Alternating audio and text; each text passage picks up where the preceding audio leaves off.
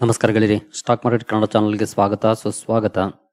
ಗೆಳೆಯರಿ, ನೀವೆಲ್ಲರೂ ಈಗಾಗಲೇ ಇವತ್ತಿನ ನಮ್ಮ ಮಾರ್ಕೆಟ್ ಪರ್ಫಾರ್ಮೆನ್ಸ್ ಅನ್ನು ನೋಡಿದ್ದೀರಿ ಅಂದ್ಕೊಳ್ತೀನಿ. ನೋಡಿಲ್ಲ ಅಂದ್ರೂ ಪರವಾಗಿಲ್ಲ, ನಾವು ಈ ವಿಡಿಯೋದಲ್ಲಿ ಅದರ ಬಗ್ಗೆನೇ ಒಂದಷ್ಟು ವಿಚಾರವನ್ನು ತಿಳ್ಕೊಳ್ಳುವಂತ ಪ್ರಯತ್ನ ಮಾಡೋಣ. ಆಸ್ ಎಕ್ಸ್ಪೆಕ್ಟೆಡ್ ಇವತ್ತು ಭರ್ಜರಿ ನೆಗೆಟಿವ್ ಇಂಪ್ಯಾಕ್ಟ್ ನಮ್ಮ ಮಾರ್ಕೆಟ್ ಅಲ್ಲಿ ನೋಡ್ಲಿಕ್ಕೆ ಸಿಕ್ತು. ಇದ್ರ ಬಗ್ಗೆ ಶನಿವಾರನೇ ವಿಡಿಯೋನ ಕವರ್ ಮಾಡಿದ್ದೆ.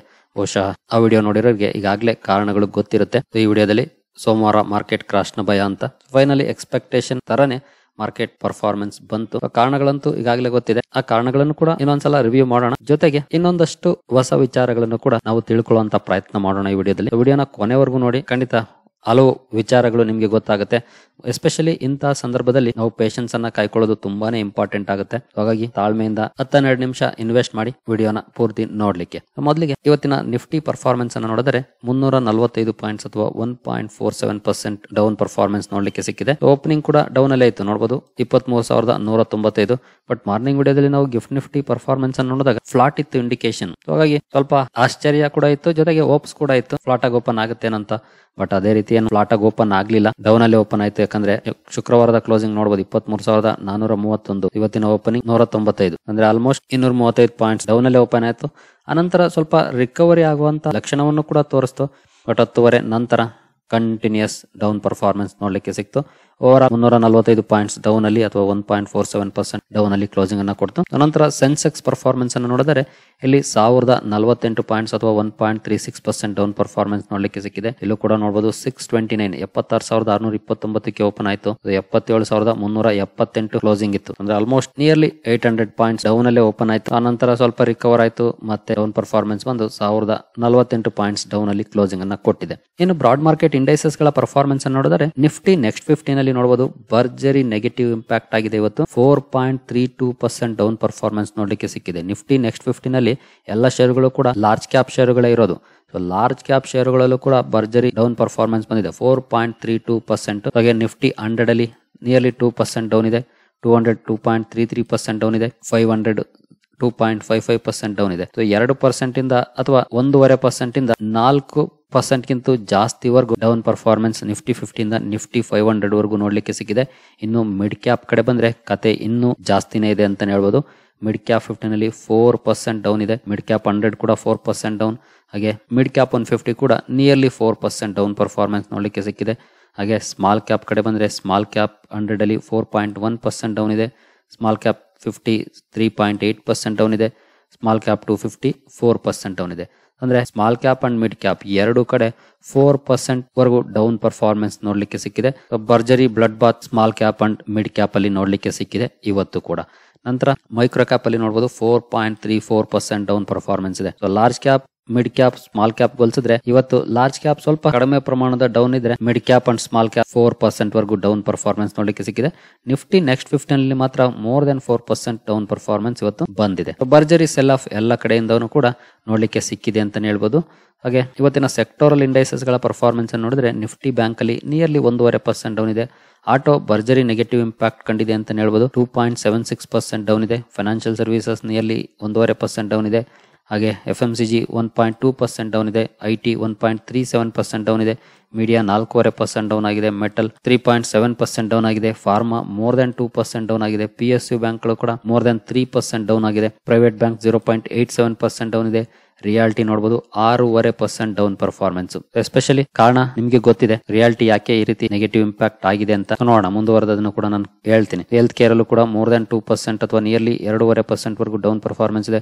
ಕನ್ಸ್ಯೂಮರ್ ಡ್ಯೂರಬಲ್ಸ್ ನೋಡಬಹುದು ನಿಯರ್ಲಿ 4% ಡೌನ್ ಪರ್ಫಾರ್ಮೆನ್ಸ್ ಬಂದಿದೆ. ಹಾಗೆ ಆಯಿಲ್ ಅಂಡ್ ಗ್ಯಾಸ್ ಕೂಡ 2.5% ಗಿಂತ ಜಾಸ್ತಿ ಡೌನ್ ಪರ್ಫಾರ್ಮೆನ್ಸ್ ನೋಡ್ಲಿಕ್ಕೆ ಸಿಕ್ಕಿದೆ.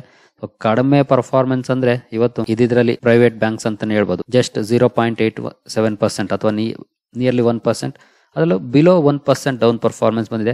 ಅದನ್ನ ಬಿಟ್ಟರೆ ಇನ್ನೆಲ್ಲನೂ ಕೂಡ ಮೋರ್ ದೆನ್ 1%, 2%, 4% ವರೆಗೂ ಈ ರೀತಿ ಡೌನ್ ಪರ್ಫಾರ್ಮೆನ್ಸ್ ಇವತ್ತು ನೋಡ್ಲಿಕ್ಕೆ ಸಿಕ್ಕಿದೆ. ಇನ್ನು ಕಾರಣಗಳಿಗೆ ಬಂದ್ರೆ, ಕಾರಣಗಳಿಗೆ ಹೋಗೋದಕ್ಕೆ ಮುಂಚೆ ಒಂದ್ಸಲ ಗ್ಲೋಬಲ್ ಮಾರ್ಕೆಟ್ ಗಳ ಪರ್ಫಾರ್ಮೆನ್ಸ್ ಅನ್ನ ನೋಡ್ಕೊಂಡು ಮುಂದುವರೋಣ. ನಮ್ಮ ಮಾರ್ಕೆಟ್ ಮಾತ್ರ ಬಿದ್ದಿದೆಯಾ ಅಥವಾ ಗ್ಲೋಬಲ್ ಮಾರ್ಕೆಟ್ಸ್ ಕೂಡ ಬಿದ್ದಿದ್ದಾವ ಅಂತನ ನೋಡೋದಾದ್ರೆ, ಗ್ಲೋಬಲ್ ಮಾರ್ಕೆಟ್ಸ್ ಅಲ್ಲೂ ಕೂಡ ಏನಂತ ಪಾಸಿಟಿವ್ ಪರ್ಫಾರ್ಮೆನ್ಸ್ ಇಲ್ಲ. ಎಲ್ಲಾನು ಕೂಡ ರೆಡ್ ಅಲ್ಲೇ ನೋಡ್ಲಿಕ್ಕೆ ಕಾಣ್ತಾ ಇದಾವೆ. ಅಲ್ಲಲ್ಲೇ ಒಂದೊಂದು ಮಾತ್ರ ಪಾಸಿಟಿವ್ ಅಲ್ಲಿ ಟ್ರೇಡ್ ಆಗ್ತಿದಾವೆ. ಬಿಟ್ರೆ ಮೆಜಾರಿಟಿ ಮಾರ್ಕೆಟ್ಸ್ ಬ್ಲಡ್ ಬಾತ್ ಅನ್ನೇ ಕೊಡ್ತಿದಾವೆ ಇವತ್ತು ನೋಡಬಹುದು. ಭರ್ಜರಿ ನೆಗೆಟಿವ್ ಇಂಪ್ಯಾಕ್ಟ್ ಎಲ್ಲ ಕಡೆ ಕೂಡ ನೋಡ್ಲಿಕ್ಕೆ ಸಿಗ್ತಾ ಇದೆ. ಕೆಲವು ಮಾರ್ಕೆಟ್ಸ್ ಮಾತ್ರ ಇವತ್ತು ಗ್ರೀನ್ ಅಲ್ಲಿ ಟ್ರೇಡ್ ಆಗ್ತಿದಾವೆ. ಇನ್ನು ರೀಸನ್ ಗಳ ಕಡೆ ಬಂದ್ರೆ ಶನಿವಾರದ ವಿಡಿಯೋದಲ್ಲಿ ಈಗಾಗಲೇ ಡೀಟೇಲ್ ಆಗಿ ಎಕ್ಸ್ಪ್ಲೈನ್ ಮಾಡಿದೀನಿ. ಹಾಗಾಗಿ ನಾನು ಮತ್ತೆ ಡೀಟೇಲ್ ಆಗಿ ಹೋಗೋದಿಲ್ಲ, ಜಸ್ಟ್ ಮೆನ್ಷನ್ ಮಾಡ್ತೀನಿ ಕಾರಣಗಳನ್ನ, ಇನ್ ಕೇಸ್ ಆ ವಿಡಿಯೋ ನೋಡಿಲ್ಲ ಅಂತಂದ್ರೆ ಗೊತ್ತಾಗ್ಲಿ ಅಂತ. ಮೊದಲಿಗೆ ಫೆಡ್ ರೇಟ್ ಕಟ್ ಬಗ್ಗೆ ಸಾಕಷ್ಟು ಅನ್ಸರ್ಟನಿಟೀಸ್ ಬರ್ತಾ ಇದಾವೆ. ಜಾಬ್ ಮಾರ್ಕೆಟ್ ಸ್ಟ್ರಾಂಗ್ ಆಗ್ತಾ ಇದೆ. ಅದು ಬಹುಶಃ ಫೆಡ್ ರೇಟ್ ಕಟ್ ಇನ್ನು ಮುಂದೆ ಆಗೋದಿಲ್ಲ, ಆಗುವಂತ ಚಾನ್ಸಸ್ ಕಡಿಮೆ ಅನ್ನುವಂತ ಮಾತುಗಳು ಬರ್ತದೆ. ಆದ್ರೂ ನೀವಿಲ್ಲೇ ನೋಡಬಹುದು, ಗೋಲ್ಡ್ಮನ್ ಸಾಚಸ್ ಈ ವರ್ಷ 2 ರೇಟ್ ಕಟ್ಸ್ ಅನ್ನ ಎಕ್ಸ್ಪೆಕ್ಟ್ ಮಾಡ್ತಿದ್ದಾರೆ. ಮುಂಚೆ 3 ಇತ್ತು, ಈಗ ಒಂದು ಡೌನ್ ಗ್ರೇಡ್ ಮಾಡಿ 2 ಮಾಡಿದ್ದಾರೆ. ಇವೆಲ್ಲನೂ ಕೂಡ ಸ್ವಲ್ಪ ನೆಗೆಟಿವ್, ಅಂದ್ರೆ ಇನ್ನೂ ಒಂದಷ್ಟು ದಿನ ಮುಂದೆ ಹೋಗುವಂತ ಚಾನ್ಸಸ್ ಇರುತ್ತೆ. ಇನ್ ಕೇಸ್ ಇನ್ಫ್ಲೇಷನ್ ಏನಾದ್ರೂ ಸ್ಪೈಕ್ ಆದ್ರೆ, ಎಸ್ಪೆಷಲಿ ಟ್ರಂಪ್ ಪಾಲಿಸೀಸ್ ಕಾರಣಕ್ಕೆ, ಆಗ ರೇಟ್ ಹೈಕ್ ಕೂಡ ಮಾಡುವಂತ ಚಾನ್ಸಸ್ ಇರುತ್ತೆ. ಆ ಎಲ್ಲ ನ್ಯೂಸ್ ನ ಕಾರಣಕ್ಕೆ ಇದು ಬಿಗ್ ನೆಗೆಟಿವ್ ಇಂಪ್ಯಾಕ್ಟ್ ಅನ್ನ ಕ್ರಿಯೇಟ್ ಮಾಡಿದೆ. ಎಸ್ಪೆಷಲಿ ಶುಕ್ರವಾರದ ಸೆಷನ್ ಅಲ್ಲಿ ಅಮೆರಿಕನ್ ಮಾರ್ಕೆಟ್ ಅಲ್ಲೂ ಕೂಡ ನೆಗೆಟಿವ್ ಪರ್ಫಾರ್ಮೆನ್ಸ್ ಬಂದಿದೆ ಈ ಕಾರಣಕ್ಕೆ. ಇನ್ನು ಎರಡನೇ ನ್ಯೂಸ್ ಗೆ ಬರೋದಾದ್ರೆ US ಟ್ರೆಜರಿ ಈಲ್ಡ್, ಇದು ಕೂಡ ಹೈಗೆ ಬರ್ತಾ ಇದೆ. ನೋಡಬಹುದು 4.896, ಸೊ ಇಲ್ಲಿಗೆ ಬರ್ತಾ ಇದೆ. ಇದು ಕೂಡ ಸ್ವಲ್ಪ ನೆಗೆಟಿವ್ ಇಂಪ್ಯಾಕ್ಟ್ ಅನ್ನ ಮಾಡುತ್ತೆ. ಯಾಕಂದ್ರೆ ಈಕ್ವಿಟಿಗೆ ಬರುವಂತ ಫ್ಲೋ ಟ್ರೆಜರಿ ಈಲ್ಡ್ ಜಾಸ್ತಿ ಆದ್ರೆ ಬಾಂಡ್ಸ್ ಕಡೆ ಹೋಗುತ್ತೆ. ಹಾಗಾಗಿ ಅದು ಕೂಡ ಒಂದು ನೆಗೆಟಿವ್ ಇಂಪ್ಯಾಕ್ಟ್ ಅನ್ನ ಕ್ರಿಯೇಟ್ ಮಾಡ್ತಿದೆ. ಇದು ಇಂಟರ್ನ್ಯಾಷನಲ್ ಆಯ್ತು. ನಮ್ಮ ಇಂಟರ್ನಲ್ ಪ್ರಾಬ್ಲಮ್ಸ್ ಗಳೇನು ಆ ವಿಚಾರಕ್ಕೆ ಬಂದ್ರೆ ಅದು ಕ್ರೂಡ್. ನೋಡಬಹುದು 70, 71, 72 ರೇಂಜ್ ಅಲ್ಲಿ ತಿಣಕಾಡ್ತಿದ್ದಂತ ಬ್ರೆಂಟ್ ಕ್ರೂಡ್ ಮೋರ್ ದೆನ್ 80 ಬಂದಿದೆ. ಇದು ನಮಗೆ ಬಿಗ್ ನೆಗೆಟಿವ್ ನ್ಯೂಸ್ ಅಂತ ಹೇಳ್ಬೋದು. ಜೊತೆಗೆ ನಾನು ಮೊನ್ನೆ ಕೂಡ ಇದೇ ವರ್ಡ್ ಅನ್ನ ಮೆನ್ಷನ್ ಮಾಡಿದ್ದೆ, ಉರಿಯೋ ಬೆಂಕಿಗೆ ಪೆಟ್ರೋಲ್ ಸುರಿಯೋ ಕೆಲಸ ಅಂತಂದ್ರೆ ಅದು ಇಂಡಿಯನ್ ರುಪಿ ವೀಕ್ ಆಗ್ತಿರೋದು. ಏನಕ್ಕೆ ಮುಂಚೆ 82 ರೂಪಾಯಿ ಕೊಡ್ತಿದ್ವು, ಅದಕ್ಕೆ ಈಗ 86 ರೂಪಾಯಿ ಮೇಲೆ ಕೊಡಬೇಕಾಗಿದೆ. ಸೊ ಇದು ಕೂಡ ಬಿಗ್ ನೆಗೆಟಿವ್ ಇಂಪ್ಯಾಕ್ಟ್ ಅನ್ನ ಮಾಡ್ತಾ ಇದೆ. ಮೊನ್ನೆ ನಾವು ಶನಿವಾರದ ವಿಡಿಯೋದಲ್ಲಿ ನೋಡಿದಾಗ 86.2 ಇತ್ತು, ಇವತ್ತು ನೋಡಬಹುದು 86.6 ಆಗಿದೆ. 40 ಪೈಸೆ ಜಾಸ್ತಿ ಆಗಿದೆ. ಸೊ ರೆಕಾರ್ಡ್ ಬ್ರೇಕ್ ಮಾಡ್ಕೊಂಡು ಪ್ರತಿದಿನ ಕೂಡ ಮುಂದಕ್ಕೆ ಹೋಗ್ತಾ ಇದೆ ಇಂಡಿಯನ್ ರುಪಿ. ಇದು ಮೇಲಕ್ಕೆ ಹೋದಷ್ಟು ಬಿಗ್ ನೆಗೆಟಿವ್ ಆಗುತ್ತೆ. ಯಾಕಂದ್ರೆ ನಾವು ಜಾಸ್ತಿ ಪ್ರಾಡಕ್ಟ್ಸ್ ಅನ್ನ ಇಂಪೋರ್ಟ್ ಮಾಡ್ಕೊಳ್ತೀವಿ, ಅದರಲ್ಲೂ ಎಸ್ಪೆಷಲಿ ಕ್ರೂಡ್ ಅನ್ನ ಜಾಸ್ತಿ ಇಂಪೋರ್ಟ್ ಮಾಡ್ಕೊಳ್ತಾ ಇದೀವಿ. ಖಂಡಿತ ಈಗ ನಾವು ಸಾಕಷ್ಟನ್ನ ರಷ್ಯಾದಿಂದ ಇಂಪೋರ್ಟ್ ಮಾಡ್ಕೊಳ್ತಿದೀವಿ, ಇಲ್ಲ ಅಂತ ಅಲ್ಲ. ಬಟ್ ರಷ್ಯಾದ ಮೇಲೆ 100% ಡಿಪೆಂಡ್ ಆಗಕ್ಕಾಗೋದಿಲ್ಲ. ಹಂಗೇನಾದ್ರು ಅಂತ ತಪ್ಪನ್ನ ನಾವು ಮಾಡಿದ್ರೆ, ರಷ್ಯಾ ಇಮಿಡಿಯೇಟ್ಲಿ ಏನಾದ್ರು ಕ್ರೂಡ್ ಆಯಿಲ್ ಪ್ರೈಸ್ ಜಾಸ್ತಿ ಮಾಡಿದ್ರೆ ತಗಲಾಕೊಳ್ತೀವಿ. ಅವ್ರು ಎಷ್ಟು ಹೇಳಿದ್ರು ಅಷ್ಟು ಕೊಡಬೇಕಾಗುತ್ತೆ, ಬೇರೆ ದೇಶಗಳು ಕೊಡಲ್ಲ. ಹಾಗಾಗಿ 100% ನಾವು ಒಂದೇ ದೇಶದ ಮೇಲೆ ಡಿಪೆಂಡ್ ಆಗಕ್ಕಾಗೋದಿಲ್ಲ. ಮುನಪಲಿ ಆಗ್ಬಿಟ್ರೆ ಯಾವಾಗ ಏನ್ ಬೇಕಾದ್ರೂ ಡಿಸಿಷನ್ ತಗೊಳ್ಬಹುದು ಅಂತ ಶಕ್ತಿಯನ್ನ ನಾವು ಅವ್ರಿಗೆ ಕೊಟ್ಟಂಗಾಗುತ್ತೆ. ಹಾಗಾಗಿ ಬೇರೆ ದೇಶಗಳಿಂದ ಕೂಡ ಈಗಲೂ ಕೂಡ ಇಂಪೋರ್ಟ್ ಮಾಡ್ಕೊಳ್ತಾ ಇದೀವಿ. ಕಡಿಮೆ ಆಗಿರ್ಬೋದು, ಬಟ್ ಮಾಡ್ಕೊಳ್ತಾ ಇದೀವಿ. ಇಲ್ಲಿ ಮುಂಚೆ $72-73 ಕೊಡ್ತಿದ್ದರು, ಈಗ $80 ಕೊಡ್ಬೇಕಾಗುತ್ತೆ. ಅಟ್ ದ ಸೇಮ್ ಟೈಮ್ 82 ರೂಪಾಯಿ ಪರ್ ಡಾಲರ್ ಕೊಡ್ತಿದ್ದರು, 86 ರೂಪಾಯಿ ಕೊಡ್ಬೇಕಾಗುತ್ತೆ. ಅಲ್ಲೂ ಹೊಡ್ತಾ ಇಲ್ಲೂ ಹೊಡ್ತಾ, ಇದು ಬಿಗ್ ನೆಗೆಟಿವ್ ಇಂಪ್ಯಾಕ್ಟ್ ಅನ್ನ ಕ್ರಿಯೇಟ್ ಮಾಡ್ತಿದೆ ಅಂತಾನೆ ಹೇಳ್ಬೋದು. ಹಾಗಾದ್ರೆ ನೆಕ್ಸ್ಟ್ ಏನು, ಇದು ನಮ್ಗೆ ತುಂಬಾ ಇಂಪಾರ್ಟೆಂಟ್. ಮಾರ್ಕೆಟ್ ಯಾಕೆ ಬೀಳ್ತಿದೆ ಅನ್ನೋದಕ್ಕೆ ನೂರಾರು ಕಾರಣಗಳಿದಾವೆ. ವ್ಯಾಲ್ಯೂಯೇಷನ್ಸ್ ಆಗ್ಬೋದು, ಕ್ರೂಡ್ ಆಯಿಲ್ ಆಗ್ಬೋದು, ಫೆಡ್ ರೇಟ್ ಕಟ್ ಆಗ್ಬೋದು, ಅಥವಾ ನಮ್ಮ RBI ರೇಟ್ ಕಟ್ ಮಾಡದೇ ಇರೋದಾಗ್ಬೋದು. ಹೀಗೆ ನೂರಾರು ಕಾರಣಗಳಿದಾವೆ. ಇಲ್ಲಿ ಬರುವಂತ ಪ್ರಶ್ನೆ ವಾಟ್ ನೆಕ್ಸ್ಟ್. ಈ ವಿಚಾರಕ್ಕೆ ಬಂದ್ರೆ ನಾವು ಸ್ಟಾಕ್ ಗಳ ವಿಚಾರಕ್ಕೆ ಬರೋಣ. ನಮ್ಮ ಹತ್ರ 16 ಶೇರ್ಗಳಿದ್ದಾವೆ. ಇಲ್ಲಿ ಆಸ್ ಎ ಇನ್ವೆಸ್ಟರ್ಸ್ ನಾವು ನಮಗೆ ಒಂದು ಪ್ರಶ್ನೆಯನ್ನ ಕೇಳ್ಕೊಳ್ಬೇಕು. ಆಸ್ಕ್ ಯುವರ್ ಸೆಲ್ಫ್ ಅಂತ. ಏನು ಅಂತಂದ್ರೆ, ನೀವು ಇನ್ವೆಸ್ಟ್ ಮಾಡಿರುವಂತ ಸ್ಟಾಕ್ ಗಳು ಮಾತ್ರ ಬೀಳ್ತಿದಾವ ಅಥವಾ ಮಾರ್ಕೆಟ್ ಅಲ್ಲಿರೋ ಎಲ್ಲ ಷೇರುಗಳು ಬೀಳ್ತಿದಾವ? ಈ ಪ್ರಶ್ನೆಯನ್ನ ನೀವು ನಿಮ್ಗೆ ಕೇಳ್ಕೊಳ್ಳಿ. ಖಂಡಿತ ಇವತ್ತಿನ ಬ್ಲಡ್ ಬಾತ್ ಅಲ್ಲೂ ಕೂಡ ಕೆಲವು ಷೇರುಗಳು ಒಳ್ಳೆ ಪರ್ಫಾರ್ಮೆನ್ಸ್ ಅನ್ನ ಮಾಡಿರ್ತವೆ. 100% ಇರೋ ಷೇರುಗಳೆಲ್ಲ ಬೀಳಕ್ ಸಾಧ್ಯನೇ ಇಲ್ಲ. ಆದ್ರೆ ಮೆಜಾರಿಟಿ ಷೇರುಗಳು ಬಿದ್ದಿದ್ದಾವ. ಅಟ್ಲೀಸ್ಟ್ 4,000 ಶೇರುಗಳಲ್ಲಿ ಒಂದ್ 3,500 ಬಿದ್ದಿದ್ದಾವ, ಅಥವಾ ಅದಕ್ಕಿಂತ ಜಾಸ್ತಿನೂ ಬಿದ್ದಿರ್ಬೋದು. ನಾವು ಅಷ್ಟನ್ನ ಇಟ್ಕೊಂಡ್ರು ಅಷ್ಟಾದ್ರೂ ಬಿದ್ದಿದ್ದಾವ ಅಂದ್ರೆ ಇಲ್ಲಿ ಮೆಜಾರಿಟಿ ಶೇರುಗಳು ಬೀಳ್ತಿದಾವೆ. ಇಲ್ಲಿ ಅರ್ಥ ಮಾಡ್ಕೊಳ್ಬೇಕಾಗಿರೋದು ಇಷ್ಟೇ, ನೀವು ಇನ್ವೆಸ್ಟ್ ಮಾಡಿರುವಂತ ಸ್ಟಾಕ್ ಮಾತ್ರ ಬೀಳ್ತಾ ಇಲ್ಲ, ಇಡೀ ಮಾರ್ಕೆಟ್ ಅಲ್ಲಿ ಲಿಸ್ಟ್ ಆಗಿರುವಂತ ಸಾವಿರಾರು ಶೇರುಗಳು ಬೀಳ್ತಿದಾವೆ. ಇಂಥ ಸಂದರ್ಭದಲ್ಲಿ ನಾವು ಭಯ ಪಡ್ಬೇಕಾ, ಭಯ ಪಡಬಾರ್ದಾ? ಈ ಪ್ರಶ್ನೆಯನ್ನ ನಾವು ಕೇಳ್ಕೊಂಡ್ರೆ ಖಂಡಿತ ಇಲ್ಲಿ ಭಯ ಪಡುವಂತ ಅವಶ್ಯಕತೆ ಇಲ್ಲ. ಯಾಕೆ ಅಂತಂದ್ರೆ ಇಲ್ಲಿ ನಿಮ್ಮ ಷೇರುಗಳು ಬೀಳ್ತಿರೋದು ಎಕ್ಸ್ಟರ್ನಲ್ ರೀಸನ್ಗೆ, ಇಂಟರ್ನಲ್ ರೀಸನ್ಗಲ್ಲ. ಅಂದ್ರೆ ಇಂಟರ್ನಲ್ ಅಂತಂದ್ರೆ ನೀವು ಇನ್ವೆಸ್ಟ್ ಮಾಡಿರುವಂತ ಕಂಪನಿಯಲ್ಲಿ ಏನೋ ಸಮಸ್ಯೆ ಆಗಿದೆ, ಆಗ ಆ ಸ್ಟಾಕ್ ಮಾತ್ರ ಕ್ರಾಶ್ ಆಗ್ತಿದೆ ಅಂತಂದ್ರೆ ಅದು ಇಂಡಿವಿಜುವಲ್ ನ್ಯೂಸ್, ಇಂಟರ್ನಲ್ ಕಾರಣ. ಇಲ್ಲ ನಾನು ಇನ್ವೆಸ್ಟ್ ಮಾಡಿರೋ ಸ್ಟಾಕ್ ಜೊತೆ ನೂರಾರು ಸ್ಟಾಕ್ ಗಳು ಬೀಳ್ತಿದಾವೆ ಅಂತಂದ್ರೆ ಅದು ಎಕ್ಸ್ಟರ್ನಲ್ ಕಾರಣ. Over all market sentiment negative ಇದೆ, ಹಾಗಾಗಿ ಸ್ಟಾಕ್ ಗಳು ಬೀಳ್ತಿದಾವೆ. ಒನ್ಸ್ ಮಾರ್ಕೆಟ್ ಸೆಂಟಿಮೆಂಟ್ ಸ್ಟೆಬಿಲೈಸ್ ಆದ್ರೆ ನಮ್ಮ ಷೇರುಗಳು ಕಮ್ ಬ್ಯಾಕ್ ಮಾಡ್ತವೆ, ಬೇರೆ ಷೇರುಗಳು ಕಮ್ ಬ್ಯಾಕ್ ಮಾಡ್ತವೆ. ಆದ್ರೆ ಅಲ್ಲಿವರೆಗೂ ಇರುವಂತ ಅಥವಾ ಕಾಯೋ ಅಂತ ತಾಳ್ಮೆ ಖಂಡಿತ ಪ್ರತಿ ಇನ್ವೆಸ್ಟರ್ಗೂ ಇರಬೇಕಾಗುತ್ತೆ. ಯಾಕಂದ್ರೆ ನಾವು ಮಾರ್ಕೆಟ್ ಅಲ್ಲಿ ಏನಾದ್ರೂ ಗಳಿಸ್ಬೇಕು ಅಂತಂದ್ರೆ ಮಾರ್ಕೆಟ್ ಅಲ್ಲಿ ಸಸ್ಟೈನ್ ಆಗ್ಬೇಕು. ನಾವು ಸಸ್ಟೈನ್ ಆಗಿಲ್ಲ, ಎಕ್ಸಿಟ್ ಆದ್ವಿ ಅಂತಂದ್ರೆ ಖಂಡಿತ ಲಾಸ್ ಬುಕ್ ಮಾಡ್ಕೊಂಡು ಹೋಗ್ಬೋದು, ಬಟ್ ನಾವು ಗಳಿಸೋದಿಕ್ ಆಗೋದಿಲ್ಲ. ತುಂಬಾ ಜನರ ಪ್ರಶ್ನೆ, ನಾವು ಆಮೇಲೆ ಎಂಟರ್ ಆಗ್ತೀವಿ ಅಂತ. ಖಂಡಿತ ಆಗ್ಬಹುದು, ಆಗಲ್ಲ ಅಂತ ನಾನು ಯಾವತ್ತೂ ಹೇಳೋದಿಲ್ಲ. But most of the time ನಾವು ಎಂಟರ್ ಆಗೋ ಅಷ್ಟರಲ್ಲಿ ಮಾರ್ಕೆಟ್ ಒಂದಷ್ಟು ರಿಕವರಿ ಆಗ್ಬಿಟ್ಟಿರುತ್ತೆ. ಫಾರ್ ಎಕ್ಸಾಂಪಲ್ ಈಗ 15% ಬಿದ್ದಿದೆ ಅಂತಂದ್ರೆ ನಾವು ಮತ್ತೆ ರೀ ಎಂಟರ್ ಆಗೋ ಅಷ್ಟರಲ್ಲಿ 15% ರಿಕವರ್ ಆಗಿರುತ್ತೆ. Most of the time 20% recover ಆಗಿರುತ್ತೆ. ಅಂತ ಸಂದರ್ಭದಲ್ಲಿ ಮತ್ತೆ ನಾವು ರೀ ಎಂಟರ್ ಆಗೋದು. ಯಾಕಂದ್ರೆ ಮನುಷ್ಯನ ಸೈಕಾಲಜಿ ಹೆಂಗೆ ಅಂತಂದ್ರೆ, ಮಾರ್ಕೆಟ್ 10% ಬಿತ್ತಾ, ಓಕೆ ಎಕ್ಸಿಟ್ ಆದ್ರ, ಮತ್ತೆ 10% ಬಿತ್ತಾ, ಖುಷಿ ಆಗ್ತೀವಿ. ಯಾಕಂದ್ರೆ ನಾನು 10% ಗಿಂತ ಮುಂಚೆನೆ ಎಕ್ಸಿಟ್ ಆದೆ ಅಂತ. ಆಮೇಲೆ 5% ರಿಕವರ್ ಆಯ್ತಾ, ಅವಾಗ ಇನ್ವೆಸ್ಟ್ ಮಾಡ್ತೀವ? ಇಲ್ಲ, ಇನ್ನು ಸ್ವಲ್ಪ ಕರೆಕ್ಷನ್ ಆಗುತ್ತೇನೋ ನೋಡೋಣ ಅಂತ ವೇಟ್ ಮಾಡ್ತೀವಿ. ಮತ್ತೆ 5% ರಿಕವರ್ ಆಗಿ ನಾವೆಲ್ಲಿ ಎಕ್ಸಿಟ್ ಆಗಿದ್ವಾ ಅಲ್ಲಿಗೆ ಬಂತಾ, ಅವಾಗಾದ್ರೂ ಎಂಟರ್ ಆಗ್ತೀವಾ? ನೋ. 10% ಬಿದ್ದಿತ್ತಲ್ಲ ಮಾರ್ಕೆಟ್, ನಾವು ಎಕ್ಸಿಟ್ ಆದ್ಮೇಲೆ, ಸೊ ಅಲ್ಲಿ ಹೋದ್ಮೇಲೆ ಎಂಟರ್ ಆಗೋಣ, ಅಟ್ಲೀಸ್ಟ್ 5% ಆದ್ರೂ ಬೀಳಿ ಅವಾಗ ಎಂಟರ್ ಆಗೋಣ ಅಂತ ಕಾಯ್ತೀವಿ. ಮತ್ತೆ ಮಾರ್ಕೆಟ್ 5% ರಿಕವರ್ ಆಯ್ತಾ, ಅವಾಗ ಎಂಟರ್ ಆಗ್ತೀವಾ?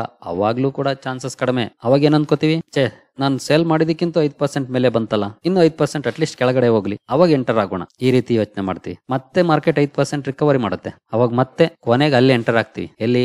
ನಾವು ಎಕ್ಸಿಟ್ ಆಗಿದ್ದಕ್ಕಿಂತ ಮೇಲೆ 10%ಗೆ. ಮೋಸ್ಟ್ ಆಫ್ ದ ಟೈಮ್ ಆಗೋದು 100% ಅಂತಲ್ಲ, 90% ಆಫ್ ದ ಟೈಮ್ ಇದೇ ರೀತಿ ಆಗುತ್ತೆ ನಮ್ಮ ಲೈಫ್ ಅಲ್ಲಿ. ಕೊನೆಗೆ ನಾವು ಎಂಟರ್ ಆದ್ಮೇಲೆ ಮಾರ್ಕೆಟ್ ಮೇಲೆ ಹೋಗುತ್ತಾ? ನೋ, 5% ಕೆಳಗಡೆ ಬೀಳುತ್ತೆ. ಕೆಲವರು ಆ ಡೌನ್ ಫಾಲ್ ಅಲ್ಲೂ ಕೂಡ ಎಕ್ಸಿಟ್ ಆಗ್ತಾರೆ, ಕೆಲವರು ಹೋಲ್ಡ್ ಮಾಡ್ತಾರೆ. ಸೊ ಈ ರೀತಿಯ ಸಾಕಷ್ಟು ಸನ್ನಿವೇಶಗಳನ್ನ ನಾವು ಪರ್ಸನಲಿ ಎಕ್ಸ್ಪೀರಿಯನ್ಸ್ ಮಾಡಿದೀನಿ. ಅದರ ಮೂಲಕನೇ ನಿಮಗೆ ಎಕ್ಸ್ಪ್ಲೈನ್ ಮಾಡ್ಲಿಕ್ಕೆ ಸಾಧ್ಯ ಆಗ್ತಾ ಇರೋದು. ಮಾರ್ಕೆಟ್ ಅಲ್ಲಿ ಕೆಲವೊಂದು ಕೋಟ್ಸ್ ಇದೆ. ಮಾರ್ಕೆಟ್ ಅಲ್ಲಿ ನಾವು ಸಸ್ಟೈನ್ ಆಗ್ಬೇಕು ಅಂತಂದ್ರೆ ಲರ್ನ್ ಫ್ರಮ್ ಅದರ್ಸ್ ಮಿಸ್ಟೇಕ್ ಅಂತ, ಬೇರೆಯವರ ಮಿಸ್ಟೇಕ್ಸ್ ಇಂದ ನಾವು ಪಾಠ ಕಲಿಬೇಕಂತೆ. ಇಲ್ಲ ಅಂತಂದ್ರೆ ನಾವು ಕಳ್ಕೊಂಡು ಕಲಿಬೇಕಾಗುತ್ತೆ. ಹಾಗಾಗಿ ಇಲ್ಲಿ ಓವರ್ ಆಲ್ ಮಾರ್ಕೆಟ್ ಅಲ್ಲಿ ಇರುವಂತ ಮೆಜಾರಿಟಿ ಶೇರುಗಳು ಬೀಳ್ತಿದಾವೆ. ನೀವು ಎಂಟ್ರಿ ಎಕ್ಸಿಟ್ ಆಗ್ತೀರಿ ಅಂದ್ರೆ ಖಂಡಿತ ನಿಮಗೆ ಯಾವ್ದು ಸೂಟಬಲ್ ಅನ್ಸುತ್ತೋ ಅದನ್ನ ನೀವು ಮಾಡ್ಬೋದು, ಅದ್ರಲ್ಲೇನು ತಪ್ಪಿಲ್ಲ. ನಾನು ಬೇಡ ಅಂತಾನು ಹೇಳೋದಿಲ್ಲ, ನಾವ್ ಯಾವ್ದನ್ನು ರೆಕಮೆಂಡ್ ಕೂಡ ಮಾಡೋದಿಲ್ಲ, ನಿಮ್ಗೆ ಗೊತ್ತಿದೆ. ಬಟ್ ನನ್ನ ಪರ್ಸನಲ್ ಎಕ್ಸ್ಪೀರಿಯನ್ಸ್ ಅಲ್ಲಿ ಹೇಳೋದಾದ್ರೆ ಖಂಡಿತ ಹೋಲ್ಡ್ ಮಾಡೋದ್ರಿಂದ ಒಂದಷ್ಟು ಲಾಭಗಳು ಇದ್ದೇ ಇರುತ್ತೆ ಮಾರ್ಕೆಟ್ ಅಲ್ಲಿ. ಇವತ್ತು ನೆಗೆಟಿವ್ ಆಗ್ತಾ ಇರಬಹುದು ಪೋರ್ಟ್ಫೋಲಿಯೋ, ಖಂಡಿತ ಅದನ್ನ ನೋಡಕ್ಕೆ ಎಲ್ರಿಗೂ ಬೇಜಾರಾಗುತ್ತೆ. ಇವನ್ ನನ್ಗೂ ಕೂಡ ನನ್ನ ಪೋರ್ಟ್ಫೋಲಿಯೋದಲ್ಲಿ ಕೆಳಗಡೆ ಹೋಗೋದನ್ನ ಯಾರು ತಾನೇ ಖುಷಿ ಪಡಕ್ಕಾಗುತ್ತೆ?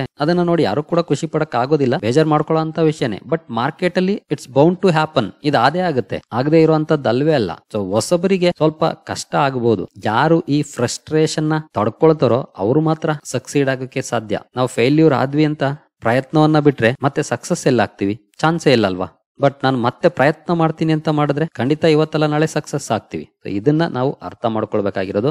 ಅದನ್ನ ಅರ್ಥ ಮಾಡ್ಕೊಂಡ್ರೆ ಖಂಡಿತ ಮಾರ್ಕೆಟ್ ಅಲ್ಲಿ ಒಳ್ಳೆ ರಿಟರ್ನ್ ಸಿಗುತ್ತೆ. ಬಟ್ ತಾಳ್ಮೆ ತುಂಬಾ ಇಂಪಾರ್ಟೆಂಟ್. ರಾತ್ರೋರಾತ್ರಿ ಶ್ರೀಮಂತರಾಗ್ಲಿಕ್ಕೆ ಸಾಧ್ಯ ಇಲ್ಲ. ನಾನು ಇದನ್ನ ಸಾಕಷ್ಟು ಸಲ ಹೇಳಿದೀನಿ. ಅದು ಎಲ್ಲೂ ಕೂಡ ಸಾಧ್ಯ ಇಲ್ಲ. ಲಾಟ್ರಿನಲ್ಲಿ ಅಥವಾ ಗ್ಯಾಂಬ್ಲಿಂಗ್ ಅಲ್ಲಿ ಮಾತ್ರ ಸಾಧ್ಯ, ಮಾರ್ಕೆಟ್ ಅಲ್ಲಂತೂ ಸಾಧ್ಯ ಇಲ್ಲ. ಹಾಗಾಗಿ ಲಾಂಗ್ ಟರ್ಮ್ ಕಾನ್ಸಂಟ್ರೇಟ್ ಮಾಡಿ, ಶಾರ್ಟ್ ಟರ್ಮ್ ನ ಈ ವೊಲಟಿಲಿಟಿಯನ್ನ ಬೇರ್ ಮಾಡಿ, ಖಂಡಿತ ನಿಮ್ಗೆ ಒಳ್ಳೆ ಲಾಭ ಸೇಮ್ ಮಾರ್ಕೆಟ್ ಕೊಡುತ್ತೆ. ಜೊತೆಗೆ ಈ ಮಾರ್ಕೆಟ್ ಕರೆಕ್ಷನ್ ಏನಿದೆ ಇದು ಬಿಗ್ ಅಪಾರ್ಚುನಿಟಿ ಅಂತಾನೆ ಭಾವಿಸಿ. ಯಾವುದೇ ಕಾರಣಕ್ಕೂ ಇದನ್ನ ಥ್ರೆಟ್ ಅಂತ ಭಾವಿಸಬೇಡಿ, ಅಪಾರ್ಚುನಿಟಿ ಅಂತಾನೆ ಭಾವಿಸಿ. ಯಾಕಂದ್ರೆ ಮಾರ್ಕೆಟ್ ಬಿದ್ದಾಗ ಯಾವತ್ತು ನಮ್ಗೆ ಉತ್ತಮ ಅವಕಾಶಗಳನ್ನ ಕೊಡುತ್ತೆ, ಅದನ್ನ ಬಳಸ್ಕೊಳ್ಬೇಕು ಅಷ್ಟೇ. ಯಾವತ್ತು ಫ್ಲಾಟ್ ಲೈನ್ ಅಲ್ಲಿ ಮಾರ್ಕೆಟ್ ಮೂವ್ ಆಗೋದಿಲ್ಲ. ಅಪ್ಸ್ ಅಂಡ್ ಡೌನ್ಸ್ ಕಾಮನ್ ಆಗಿರುತ್ತೆ. ಕೆಲವು ಸಲ ಎಕ್ಸ್ಟ್ರೀಮ್ ಡೌನ್ಸ್ ಇರುತ್ತೆ, ಕೆಲವು ಸಲ ಎಕ್ಸ್ಟ್ರೀಮ್ ಅಪ್ ಇರುತ್ತೆ. ಎರಡನ್ನೂ ಕೂಡ ನಾವು ನೋಡ್ಲೇಬೇಕು. ಹೇಗೆ ಹಗಲು ರಾತ್ರಿ ಮುಖ್ಯನೋ ಹಾಗೆ ಮಾರ್ಕೆಟ್ ಅಲ್ಲಿ ಅಪ್ಸ್ ಅಂಡ್ ಡೌನ್ಸ್ ಮುಖ್ಯ ಆಗಿರುತ್ತೆ, ಅದನ್ನ ನೋಡ್ಲೇಬೇಕು ನಾವು. ಸೊ ಮಾರ್ಕೆಟ್ ಬೀಳ್ತಾ ಬೀಳಿ ಕಾಯಿರಿ, ಸ್ವಲ್ಪ ಹಣವನ್ನ ಇಟ್ಕೊಂಡಿರಿ, ಕ್ಯಾಶ್ ಇಟ್ಕೊಳ್ಳಿ ಸಾಧ್ಯವಾದಷ್ಟು. ಬಹುಶಃ ಜನವರಿ ಇದೇ ರೀತಿ ಇರುವಂತ ಚಾನ್ಸಸ್ ಜಾಸ್ತಿ ಇದೆ.